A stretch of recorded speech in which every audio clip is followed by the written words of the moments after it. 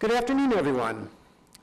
My name is Chris Swanson. I'm the Vice President of Editorial Projects and Education, better known as the nonprofit organization that publishes Education Week.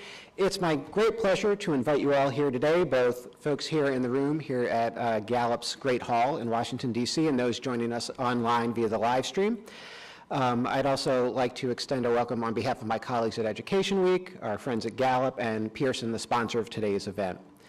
As some of you may know, Education Week sponsored a similar event 4 years ago following the 2010 midterm elections. And if history's any guide, we're going to have a really great time today. It's going to be a real treat for those of us who care a lot about both education and the world of policy and politics. Congress is back in session today here in D.C., and it's been quite a week, not to say the least. It's been a hard-fought, some would say ugly campaign season leading up to November 4th. And, what do we know at this point in time, kind of in this past week? We know Republicans have regained control of the Senate. They've picked up at least 8 seats now with the results from Alaska being called. Republicans have bolstered the majority in the House. They're up 12 seats, at least. We know Republicans will also continue to control the state houses, the governor's mansions in the majority of states. And there are a couple of really key pickups on the GOP side in 2 very blue states, which a lot of people have been taking note of. So understandably, there's been talk about another wave election, and we can have a debate whether it's a wave or whether it's a sweep, whatever our terminology is. But we're in the mode of really trying to figure out what's been going on. So at the same time, we have new leadership coming into Congress, and we're starting to hear more and more about their agendas, including agendas for education. We know that the Obama administration has been increasingly vocal about the need to take executive action to advance priorities if compromise cannot be found and if legislative progress is not forthcoming. And of course, even though some of the midterm elections have still not been decided yet, we're increasingly turning our attention to 2016 and the upcoming presidential election cycle. So it's a never-ending election, and there's always plenty to talk about. So where does this leave us? And what can we expect from the next 2 years and beyond? Will there be a real chance to finally see a breaking of the logjam that we've seen so long here in Washington? Will it be more of the same old gridlock? Will we have new and exciting forms of gridlock where the bottleneck just comes at a different place and it's a whole different sort of process to appreciate and talk about? Only time will really tell, but we're here today to start getting some deep perspective on these issues, both the questions and hopefully some of the answers. I'm really, truly excited today to have been able to help assemble such a great list of speakers and experts that we'll hear from throughout the course of the afternoon. You'll have a chance to ask your questions as well as hear what they have to say. And I'll also say that, I want to kind of note that an important part of this event and any event we do are you all, kind of here in the room and online. You're part of the conversation, and this is really intended to be a dialogue to help propel our thinking and appreciation of what's going on in the field. A couple quick housekeeping things. Don't forget to join the social conversation. Please use the hashtag EdElect2014. You can always follow ongoing ed policy coverage with Education Week, Politics K-12, our State Ed blog, State Ed Watch blog. And it's going to be a great afternoon. So without any further ado, I'm going to kind of turn over the podium to my colleague, Brandon Bustede, the Executive Director of Gallup Education, who's going to welcome you all again and lead us into our first session.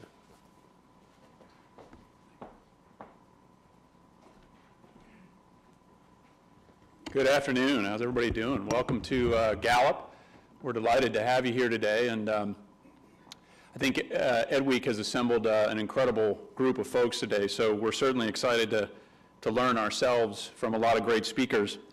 It's interesting, Gallup has been doing an awful lot of education research over our history, some 40-plus years of research that we can track back around education, and we've greatly ramped that work up, especially in the last year or two. And I want to just warm up the audience with some of the key findings that we've uncovered in just the last year or so. And I'll start with some of our historical trend data.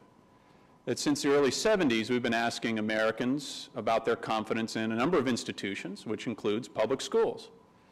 And since we've started measuring it, Americans' confidence in public schools has just been going down. It could be worse, though. schools shouldn't feel too bad. You could be Congress.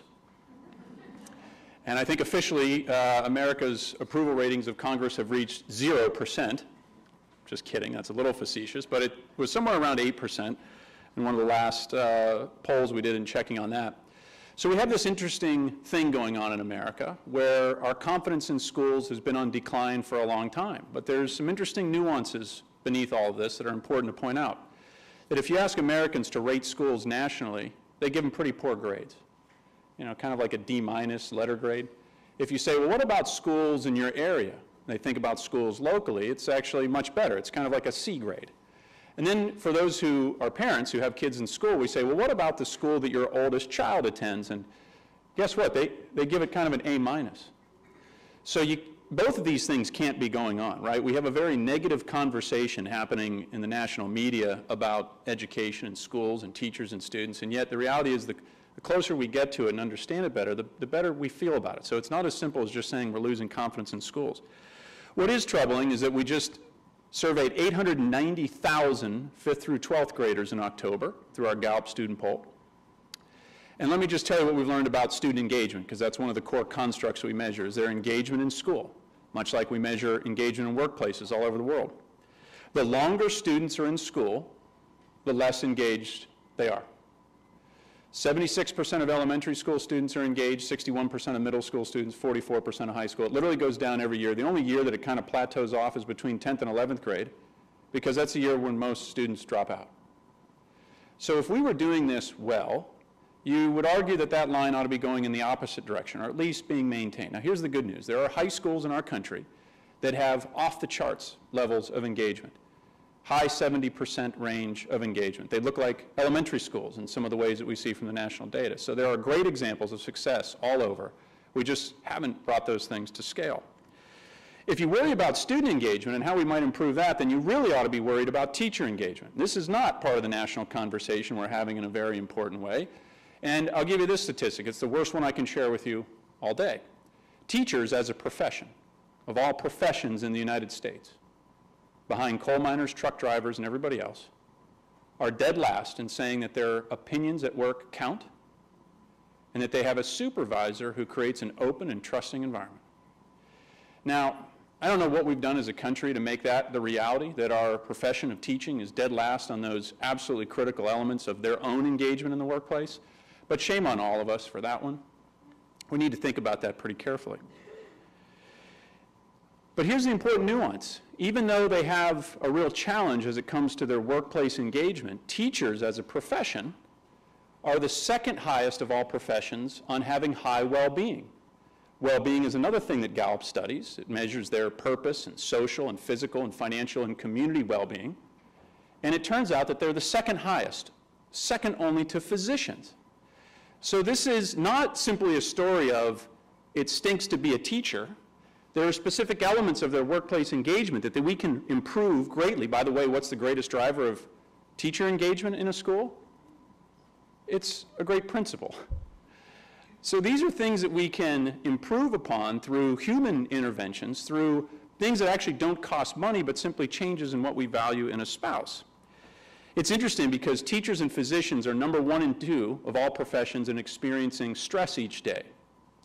They're also number 1 and 2 in experiencing positive emotions every day. So see, stress is not necessarily a bad thing if it is combined with the ability to experience lots of positive emotions a day. So here's the story. It's actually, teaching is a great profession if you think about your overall livelihood, right? Teachers are actually super high in well-being. What we need to help improve is their workplace engagement, because that's where there's a serious blemish.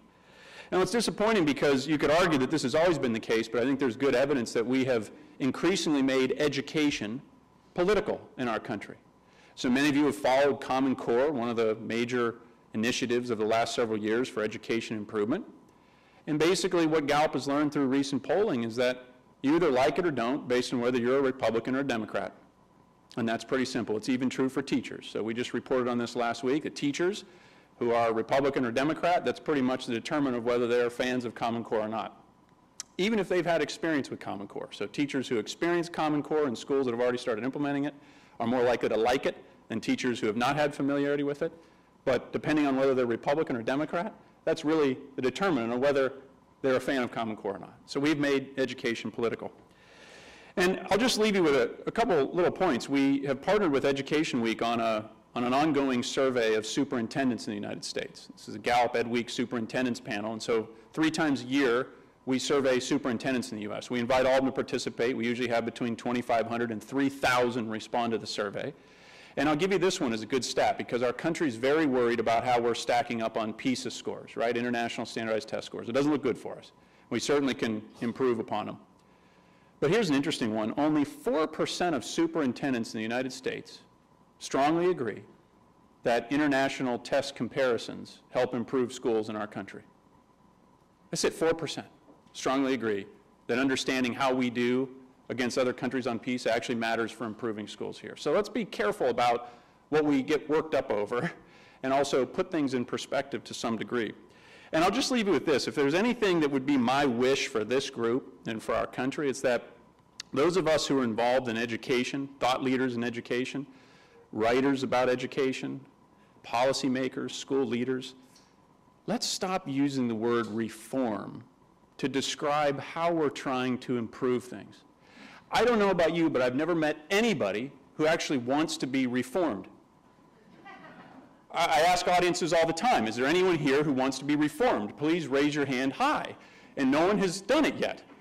But yet this is, I think words matter very much. If our words about how we improve education are framed through reform, I mean, look it up. It's one of the ugliest words you can find in the dictionary. There's a whole bunch of other words that I'd use: reimagine, re-engage, re-inspire, reinvent. We've got a lot of great words, but yet we use reform. And then there's this other thing we do too. Students who are behind the curve, what kind of classes do we put them in? Remedial classes. They don't need remediation, they need acceleration. So if you could all join me in trying to change the words we use, I think that in itself will help move things in the right direction. So without any further ado, I'd like to introduce Dr. Frank Newport, who's Gallup's editor-in-chief of the Gallup poll, and he's got a wealth of information to share with us. I was told once that Frank will never be allowed to participate in Jeopardy because he would definitely go on a 20-year run of winnings and prize earnings in Jeopardy. He's forgot more than most of us know about the world, and I'm delighted to introduce him. Thanks so much, Frank. Thank you.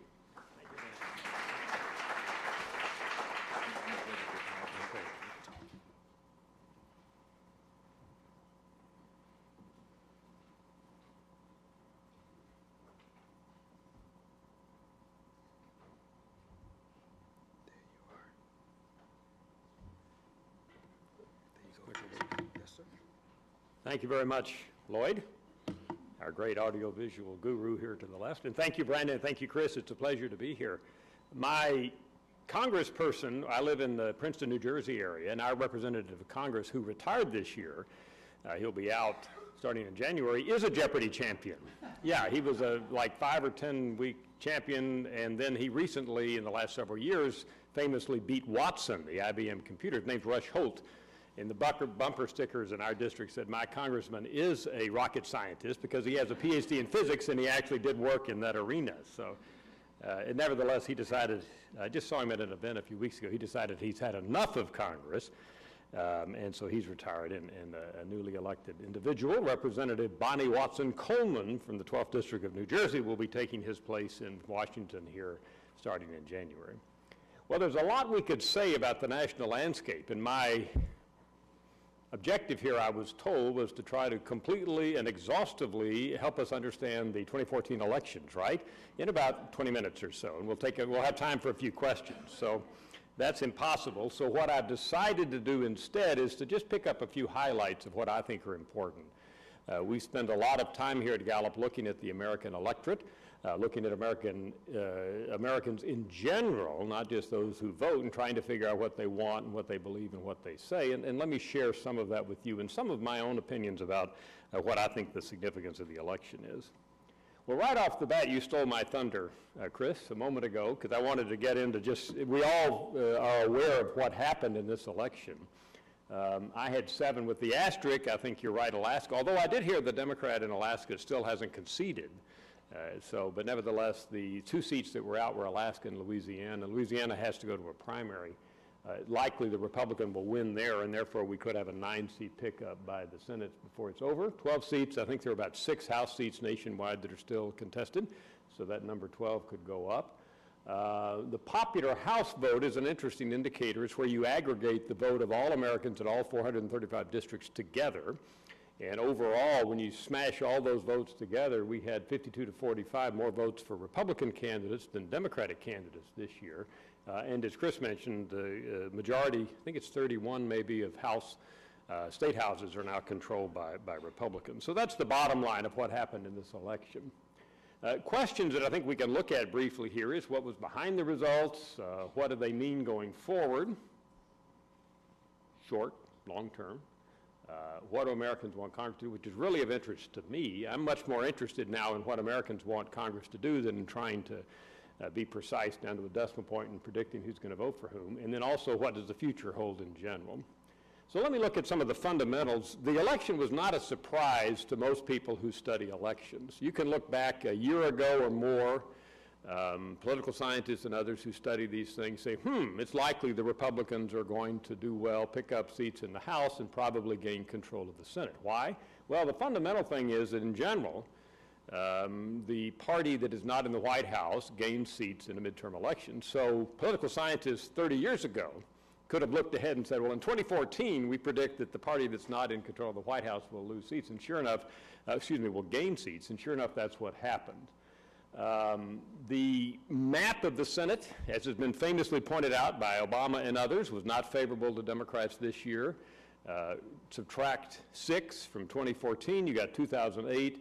A number of senators were elected in 2008, which was a strong Democratic Obama year, so they were in perhaps weaker Democratic states, and now they're up for re-election this year, so that was an issue. And a lot of the Senate seats that were contested were in the South, which skews more Republican than elsewhere. So it was not a favorable map for the defendants, for the 30-some-odd seats that needed to be contested this year, not a favorable map for the Democrats to defend. Also, the party of the president in general takes more of a hit when these things are, and I'm going to show you in a minute, are in place. The president is unpopular, and our current president has less than 50% job approval rating, so that we would call that unpopular. Satisfaction with the way things are going in the U.S. is low. Congress approval is low. Put all that together, and historically, that's more likely to predict that the president's party will lose in a congressional election. So there are a lot of fundamentals in place that allowed those of us who study these things to predict way ahead of time it won't be an auspicious year for the Democrats, and sure enough, it wasn't. So those predictions came true. This is a chart that we put together here at Gallup, and you don't have to study all of it, but it's actually where these 3 key indicators, approval of the job the president's doing, Congress approval, satisfaction, and then how many seats the party of the president won or lost on the right-hand column.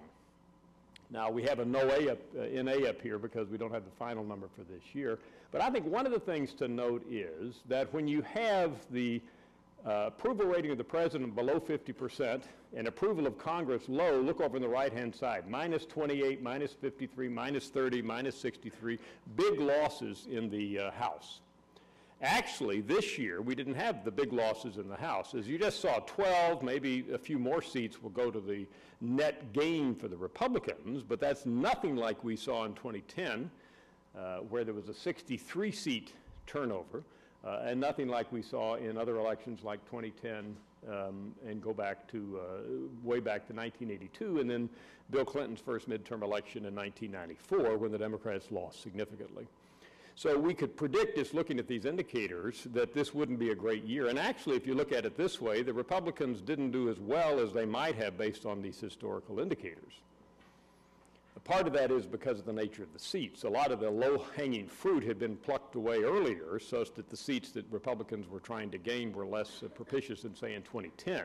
Because in 2010, a lot of Democrats were trying to defend seats they had won in the sweep in 2008 when Obama was elected, and it was easy for Republicans to pluck those back into their column. But in this year's election, there wasn't as much to do. But nevertheless, the minus 12, the minus 16 we might end up putting in the right-hand column actually isn't as severe as it might have been. Notice those rare elections where there's actually a pickup by the president's party. You'll see that there in 2002 and in 1998 and 2002. 98, booming economy. Clinton was being impeached, and the Democrats actually gained seats, ironically. Look at Clinton's job approval rating, 66%. The more Ken Starr and the others went after him, the higher his job approval rating went back in 1998, and he gained seats. And in 2002, was still in the rally effect halo from what had happened after 9/11. And Bush was still very popular. He had reached 90% job approval rating, W. Bush, in September of 2001 after 9/11, and that kept coming down, but he was still in the 60% range in 2002, and Americans were in no mood to really take anything out on the Republican Party, and they actually gained seats. But otherwise, you can see losing seats in a midterm election is certainly what we would expect. Now, there were other things going on in this election. Lowest turnout since World War II. Many of you remember 1942, right? GIs were overseas, there weren't a lot of people around to vote, so that was a low turnout midterm election. Roosevelt was president, but this is the lowest based on preliminary estimates since that point. And also less interest in the election on the part of voters, and I'm going to come back to this because I think that's significant. And in general, political science 101, the lower the interest, the lower the turnout, the better Republicans do. Kind of a number one fact about American politics today, everything else being equal. Republicans are more of a core voting group, and for Democrats to match them or do better in turnout, you've got to have extraordinary efforts to get the generally low turnout Democrats to show up. That did not happen in this election. This is from the United States Elections Project run by Mike McDonald, who's kind of our guru on turnout, and his preliminary estimate is that 36% of the voting eligible population voted. Voting eligible population, by the way, is 18 plus who are eligible to vote, so they're citizens and they're not felons. He backs those out of the denominator, and that's where he comes up. If you look at all 18 plus Americans, the voting age population, it was about 33%. But 36 is the best estimate. And you'll see the yo-yo effect, of course. In presidential elections, many more people vote, but in a midterm, this is the lowest that we've seen. The chart doesn't go back, but based on his estimates, it's as low as we've seen since 98. Now, excuse me, since World War II in 1942. This has implications. Here's our Gallup measures. I'm absolutely certain I will vote. I've given quite a lot of thought to the election. Look at the yellow line, the lime line. A lot of thought to the election, 41% prior to this election, and that's the lowest that we have measured in Gallup's history of using this measure. So again, we knew ahead of time that this was going to be a low turnout election because we just weren't seeing any interest in the part of the American public in voting in this election. Again, that benefits Republicans. This is that quite a lot of thought measure, and notice a lot of thought among Republicans was at 51, which is low even for Republicans, but notice the differential. It's a 9-point swing down to Democrats who were at 42. So this is prior to the election, as you see, just prior to the election. But the indications were already there that this normal pattern was taking place whereby Democrats were just less interested, less involved in the election. All the vaunted turnout efforts on the part of the Democrats, didn't do much good. By the way, you see independents, they're kind of, the whole reason they're independent is they don't care, right? So that's why they're so low on that overall measure. This is another measure that we do. On the left-hand scale there is a series of measures we do to measure involvement in the election. How interested are people? How closely they've been following? Do they think they're going to vote? Do they usually vote? Those types of things. And then this is which way they're oriented if they were to vote. And notice the implications. If you're in that top group, which is about 40% of Americans highly involved in elections, for all those measures I just mentioned, you're significantly more likely to be Republican in terms of how you would vote if you voted. Then as you go down the involvement scale, the Democrats do better. So do the math. The more you can push down the turnout and try to bring out these people that typically aren't as involved, the better Democrats are going to do, and that didn't work in this election. So very low turnout election, Republicans benefited overall. Now there were other factors specific to this election, which we could spend a lot of time on, and this is, Republicans are more likely to look at this slide perhaps, but I'm more likely to look at fundamentals. I mean, there were particular candidates who ran, and some people who study the elections carefully say that the Republicans did a good job of picking appealing candidates. Because above all else, despite everything else, the candidates do matter in elections. And the Republicans had some people who simply over the duration of the campaign seemed to appeal to voters, more so than some of the less fortunate candidates that the Democrats chose to run in high-profile Senate races and in some congressional races. In fact, I just saw the Washington Post yesterday, and the Fix, Chris Krasilla, named the worst candidate of 2014, Bruce Braley. You know who Bruce is? Anybody here from Iowa? He was running as the Democratic candidate, and everybody thought he had a great chance of winning the Senate seat in Iowa, but the guy, the Washington Post goes down about 15 blunders that the guy made through the whole campaign and ended up getting the sobriquet as being the worst candidate of the election, and that was duplicated in other elections as well. The Democrats simply didn't have candidates that ran sterling campaigns. Strategy and tactics. The woman who ran for the governor in Texas, the state where I'm from, right, famously tried to use her opponent. The new governor of Texas, Governor Abbott, is disabled after having been hit by a tree and paralyzed from the waist down decades ago. But she used his disability as in a campaign ad, right, a big picture of a wheelchair, trying to point out he was a hypocrite. It backfired totally. This is Wendy Davis, the famous woman with the tennis shoes who had the abortion filibuster. Anyhow, botched it totally. Her campaign advisors did not put her in the right campaign strategy, as well to say. And the messages that people have are certainly different. So there are a lot of idiosyncratic reasons, but despite this, the data seem to suggest that the Republicans were poised to take a loss in this election, and they did. So what do the results mean going forward, both long and short term? We know the results. All the hoopla about who's going to win, that's over with. We know except for one Senate seat, some congressional seats, we know what happened. So at Gallup, we're studying carefully, what does this mean going forward? Well, for one thing, we saw a temporary uptick in a number of Americans who want to call themselves Republicans. Party identification is actually a labile, you know that word, a labile, a changing phenomenon where people in the middle will shift. Some of you are hardcore Republicans and hardcore Democrats, but there are a number of Americans out there whom, when you call and say, as of today in politics, do you identify as a Republican or Democrat, will shift back and forth. And so that's what we measured. And sure enough, before the election, we had a 4-point Democratic edge in terms of party ID nationally. And in the first few days after the election, that had switched to a 2-point Republican. So the Republicans got a short-term burst even in identification. Now, I should say, I was looking at the data from the day before yesterday and last night, it looks like the Democrats are gaining back their ID. So this may be a very short-term phenomenon. Check back in with us in a week or two. The Democrats may be back to where they are. Typically, there are more Democrats in this country than Republicans overall, but at least that's a short-term phenomenon. Image of the parties going way back. Republicans are the lime green, Democrats are the dark green, and at least in the short term, the Democrats' image as a party took a hit. All right, they had typically been ahead of the Republicans through the latter Bush years, Obama years. Then there was some, they were about on par, but more recently the Democratic image had been more popular. But all of a sudden the Democrats fell to 36, favorable image of the Democratic Party. Republicans stayed about constant at about 42. So all of a sudden, short term at least, Republicans are more popular than Democrats. So elections have consequences, and the images of the parties have certainly undergone some change. I expect this to snap back. Come back and see us next spring. The Democrats will probably have a parity image again, but in the short term, the Democratic Party took a hit. This question we just released today, although some other polling doesn't show it to the extent that we do, we asked this question, who do you want to have more influence? And the Republicans clearly on top, at least for this poll we did from last Thursday through Sunday. Who do you want to have more influence going forward, if that makes sense? Finally, I think this is important. This is a question we asked back in 2006 when the Democrats took over. As a result of the election, do you think we're better off, worse off, or no difference? And to me, the key is that 44% number. That despite the fact that we had the change, and Republicans have a net plus, 44% of Americans say, you know, the dust is settled, it's not going to make any difference in Washington.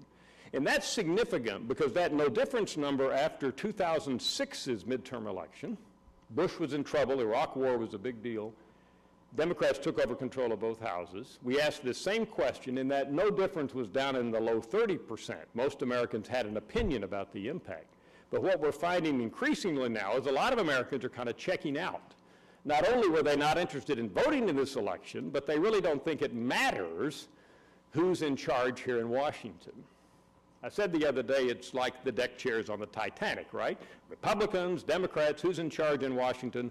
Big deal, as I'll get to in a moment. The American public is more broadly concerned about the ship of government in general, regardless of who's behind the helm up in the wheelhouse. How's that for a nautical analogy, right, for today? So for a moment, what do Americans want their representatives to do? Well, 99% tell us fixing schools and education, by far the highest priority. Would you believe that? No, I'm afraid that doesn't come up much spontaneously. I was talking to Chris earlier. When you list education specifically in schools, Americans say that's very important. But when you ask open-endedly, what are the most important problems facing the country, what do you want Congress to do, people don't think of education off the top of their heads. They think of a lot of other things. Interestingly, if we go back to the late 1990s and early 2000, when Americans was booming, the dot-com boom, everybody was happy, president with approval rating up in the 60s, balanced budget, good years. When we say, what's the most important problem facing the country, education suddenly shot up to where it was at or near the top of the list. Basically, Americans, when we call them up and ask them, we're scratching their heads, say, well, the economy is pretty good. I guess schools, that's a fundamental problem, so I'll mention schools. So schools and education are a core problem, but they're not, it's so fundamental that it's not top of mind to a lot of Americans. Other things are top of mind. And in fact, when we just said, what do you want your new Congress to do in January, I would say the two big issues are the economy and fixing government, like I just mentioned. I can't overemphasize this enough. Dysfunctional government. You see all of these mentions here. These are open-ended mentions from the public. Once the new Congress takes over in January, fix your own house. Get your act together. Quit arguing. You mentioned gridlock, new forms of gridlock, Chris. That's the kind of thing that we see from the American public here. The second broad category are economic-related things, jobs, balance the budget, cut the taxes, improve the economy. And then below that, Americans list a bunch of specific issues where education comes in. But you can see these are all the issues that spontaneously are mentioned by Americans, but none of them are as dominant as the economy and fixing government, which I would say if we have probably streaming now, how many members of Congress are watching? Probably hundreds, right? At this very moment are huddled around their computers and their offices up on Capitol Hill, I would hope, right? And in the Senate. If they're watching, my message to Mr. and Miss Senator or Member of Congress would be focus on two things first. Make your organization run better, Congress. Fix your own house. Second, the American public wants you to figure out what the appropriate role of the government should be in fixing the economy and helping with jobs. Below that, there are a lot of smaller issues, at least that come top of mind, but these are the big two from the American public. Looking ahead to 2016 quickly, and I'll look ahead to a couple of different things. The fundamentals will be different in 2016. When you look at the map, much more favorable to Democrats. So just looking ahead to the Senate, Republicans are going to be in trouble. There'll be a lot of Senate seats up that are in more democratically friendly states, so all of a sudden the Republicans are going to have more trouble. So probably the Republicans will gain back some seats in 2016. Second, the turnout will be close to 60%. You saw the previous graph. It's a presidential race, maybe even higher, depending on whether it's, who will it be? Hillary Clinton versus, right? We don't know, right? But whoever it is, it could generate some excitement. Hillary Clinton, if she runs, our data show her #1 attribute is first female president, so she may increase turnout among women, which might help the overall turnout be higher if she runs in 2016 and gets the nomination. So that higher turnout is going to help Democrats in down-ticket races such as Senate and U.S. House. So we would expect the Democrats, we can anticipate now, come back in 2016 and I'll say, hey, I was telling you 2 years ago that the Democrats are going to do better in the Senate and the House. Demographics, the Democrats are always hoping the rising percent of Americans are Hispanic, young people getting older are going to help them, and then we don't know what's going to be happening in the economy and elsewhere, so we'll wait and see on that. Predicting, here's what we were predicting in 2006. Right after that midterm election, we said, all right, who are you going to vote for in 2008? Well, Rudy Giuliani. Didn't get the nomination, but actually McCain wasn't too far behind, who did get the nomination in 2008. So the public, Republicans at that point were, you know, in the right ballpark. They knew McCain was one of the top two, but Giuliani flamed out in 2008, and McCain got the nomination. So it wasn't extremely predictive. And on the other side, the president, you know, Democrats like now were pretty convinced in 2006 that Hillary Clinton would get the nomination in 2008. She didn't. But Barack Obama was not unknown even in 2006, this young senator from Illinois. He was second in the list as far back as 2006, 2 years before he won the nomination. And then John Edwards, fine example of a gentleman, right? Was on the list, and then Al Gore and John Kerry and some other people like that. Very strong ethical man, right, in all regards. But that's a different story. Finally, just a couple of considerations. Obama brought our attention to this in his press conference. Remember, 64% of the public didn't vote. And Obama's comments were, I also hear you who didn't vote. So one of the long-term broad consequences of this election is how much do these people in Washington pay attention to the huge percent of Americans who don't vote. In Australia, you're fined if you don't vote, right? It's just very high, but 34% of Americans, that's amazing. In this election, very low number actually did this. So Obama's making the point, I'm not sure that's a mandate when you've got a vast majority of Americans who didn't even vote. And he would argue these representatives philosophically should represent the people who didn't vote as well as those who did. That's an interesting argument, but I think an important point to consider when we think about the broad implications. I also just wrote a piece on the bottom, the last points I'll make on Fino's paradox. You know what that is? Well, it's the idea that Americans dislike Congress as a body but keep electing individuals to go to Congress whom they like that don't change anything, right? And that's happened again. So I think one of the big issues, and that's, I like my member of Congress, I don't like Congress, but I'm not willing to change things so things continue. Big issue. 12% job approval over the weekend we got in our latest Gallup poll. Americans still disgusted with, have high disdain for, have historically very low opinions of Congress. This election probably didn't do much to change it. So we still have this paradox where Americans, and that's maybe one of the reasons why we have low turnout. Americans don't care what's happening because they don't think these people are going to do anything regardless of who wins. So that's a major point. And the second is elected representatives' imperatives, which are, what's the number one imperative if you're in office? Did I hear fundraising? Yeah, fundraising and getting reelected. So the individual imperatives, that's the tragedy of the commons for elected representatives are so strong individually that they miss the big picture. The tragedy of the commons, you remember that parable? It's when there's a common grazing area in the middle of town, and every individual with the cow makes a rational individual decision to graze his cow on the commons. Perfectly fine, except when everybody makes those rational decisions, the commons is overgrazed and nobody is able, therefore, to graze anymore.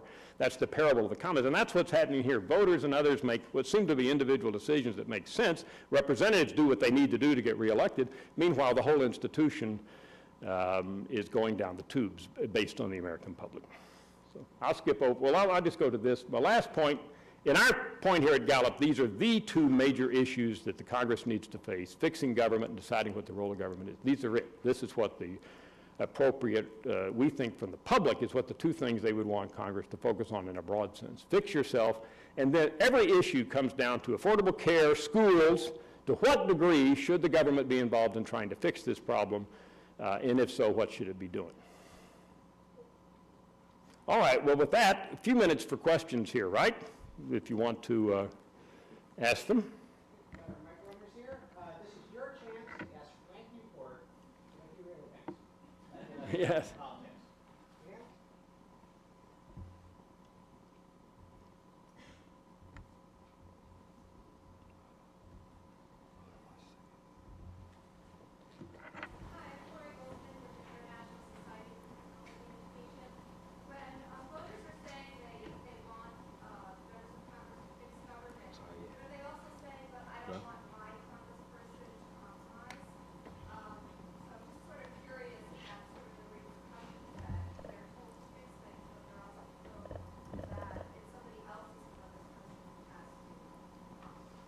Yeah, that's in part of that paradox. It's an excellent question, and that's in part of the paradox, which gets very complex, because you're right, if individual members of Congress, as an example, represent their districts, they might not compromise, because they might say, hey, my people back home are rabid blue or red, liberals or Democrats, and they don't want me to compromise, and therefore I'm going to do that. But if all 435 people do that, and that's been magnified now by redistricting, the fact that we have fewer purple districts, all of a sudden you've got impasse in Congress. So my point of view would be to the members of Congress, you got to rise above your district philosophically. You got to say, taken as a whole, what is best for the country as a whole, not just my constituents. So there's a philosophic argument there. So I would say to the members, you have to rise above considering only your members. And when you put the American public together as a whole, there's strong sentiment in favor of compromise. It comes through in every poll we and others have done. They want Congress to quit bickering, quit fighting, and be able to figure out what it is they can and they can't do. All right? But it's an excellent, political science conferences would probably have endless sessions on arguing the nature of representative government and what it's supposed to do. But that's my own conviction. And I think fitting in with what the majority of the public wants is where we're going to go, or otherwise it's going to be irrelevant. As Jonathan Haidt said, a brilliant scholar at University of Virginia that I enjoy reading, it's if you focus so much on the bees, you lose the hive. So, you know, the bees are all doing well, but the hive collapses, then there are no bees left. So everybody's focusing on their own districts, and meanwhile, the whole institution of Congress collapses. That's not good either. So you do have to take these big considerations into account.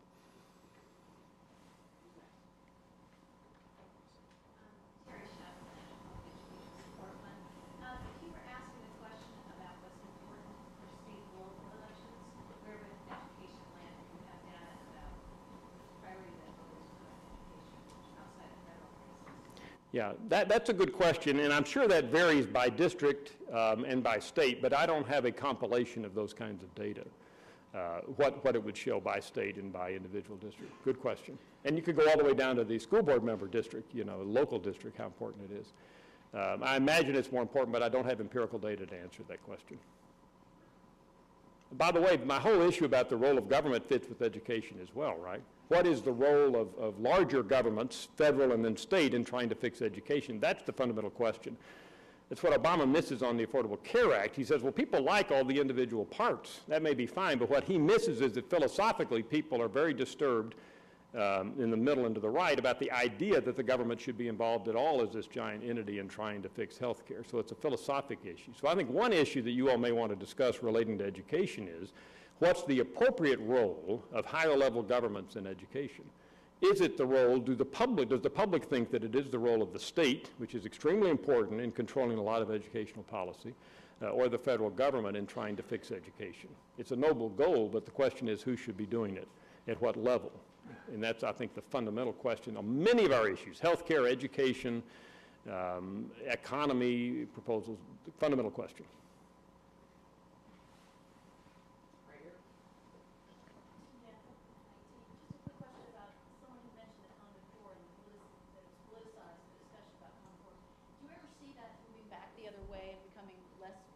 On an issue, or once something's politicized like that, what's your prediction going forward? Oh, that's an excellent question. Oh, the question, she said, is the Common Core destined to always be political, or could it possibly become less political going forward? Well, I think once something's stamped as political with a label like that, it's hard to change it. Affordable Care Act. You know, Obama makes speeches and says, look here, we have a drop from 18% to 13.4% in the uninsured. The Affordable Care Act's working. Well, I can show you how costs are coming down. What do our data show? No change whatsoever in the highly political reaction to Affordable Care Act. Democrats like it, Republicans don't. It's just fixed in their minds that it's political. So the Common Core has become politicized, as Brandon indicated, and whether or not it could become depoliticized going forward is a tough question. My guess would be it's hard once it gets the political label. Once conservatives have it in their arsenal of arrows that they're shooting that this is a liberal program, then it's going to be difficult to change their minds. Not impossible, but it's hard.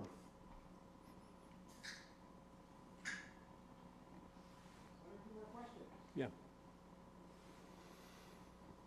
Thanks. Beth Glenn with the Education Justice Network. To the question about federal role, do you have any generic numbers about the way people are feeling about what constitutes a federal intrusion, overreach, what the proper role of the federal government is that might be applied to education that way?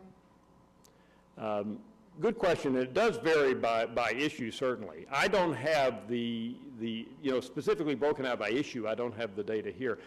Actually, as I mentioned on the Affordable Care Act, a lot of times on an individual basis, Americans are more positive about the federal role than not. In other words, Americans might say, yes, it would be, in principle, the federal government should ensure that every child has a quality education. Pre-K, we tested that, as Brandon knows, and got a strong, I think we stressed it, federal monies be spent on ensuring that every child has a high-quality pre-K education. We certainly got a strong majority support for that. So in a lot of instances, you get that. But then, philosophically, people begin to say, wait a minute, am I sure that I want the government to be involved when it comes to the bigger point? So it's an arena that's very complex to analyze. But in answer to your specific question, no, I don't have in front of me here the list of everything relating to education where the public would or would not think the federal government should be involved. And by the way, I should mention it's complex, right? Who would argue that the federal government should not ensure that disadvantaged or disabled people should get an equal education, right? What's the name of the law that, Yeah, that's right. So that, it seems like a fine principle. But I've been told at the local level, it puts a huge financial burden on a lot of local school districts. And because people who come in, right, teenagers who are their parents can get them diagnosed by a psychologist as some condition, they can force the school district to then pay for them to go out of state for boarding, and all these types of things which can really drain a school district. So that's another issue there where polling may not be quite as appropriate, because a lot of things sound good in principle, but when they get down to their actual implementation at the district level, you've all of a sudden got a big burden on the school district. In New Jersey, somebody died, so they just decided all high schools have to teach CPR. Which again, how do you argue with that in principle? But if you're running a local school district, oh geez, here's another unfunded mandate on my back that I have to try to handle. So it gets complicated. Thank you. Okay, thank you very much. Yeah, thank you, Chris.